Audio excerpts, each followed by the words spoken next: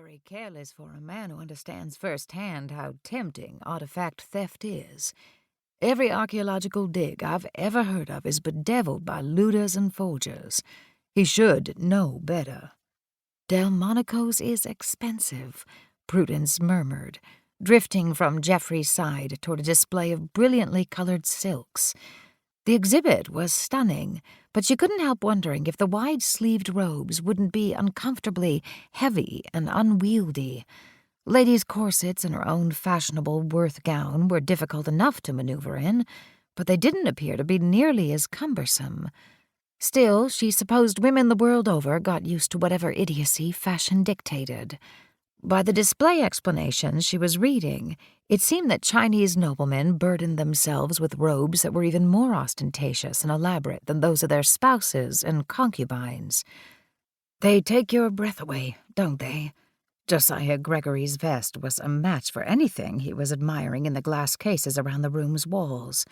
Its vividly colored, embroidered peacocks had caught more than one admiring male eye. Josiah's suits might be a gentlemanly black, his shirts blindingly white, but his vests had always been a feast of extravagant showmanship. He hadn't asked how Miss Prudence had wangled him a ticket to the reception. It was enough to remember that her late father, Judge Thomas Pickering Mackenzie, had been a prominent member of the Met's Board of Trustees and a generous patron of the city's arts. She might have scandalized society by eschewing a suitable marriage to pursue a career in law and detection, but the Mackenzie family name guaranteed that no one would exclude her, including the redoubtable Caroline Astor. Josiah's admiration for his employer was nearly boundless. It was matched only by his loyalty to her partner, the Southern-born plantation owner's son, who had abandoned his heritage and established himself in the North. Any day now, Josiah hoped their on-again, off-again, undeclared courtship would blossom into the passionate wooing he'd thought it should have been from the beginning. He was losing patience with the elaborate dance that appeared to be going nowhere but around in circles. He stroked the silk threads of his vest as he contemplated what a Hunter Mackenzie marriage might look like. Prudence smiled at her secretary, thinking how much Josiah resembled the peacocks on his vest, proud birds whose tails could swirl open to reveal hidden depths of color and the startling pattern of unsuspected eyes. Being surrounded by the wealth, beauty, and artistic glory of a foreign culture was a soothing invitation to set aside the complexities and raw ugliness of the investigative work she and Geoffrey routinely took on. They were between active cases at the moment, though, as Josiah had reminded her that morning, there were several possibilities simmering. Hunter and Mackenzie investigative law had the distinction of being able to pick and choose its clientele.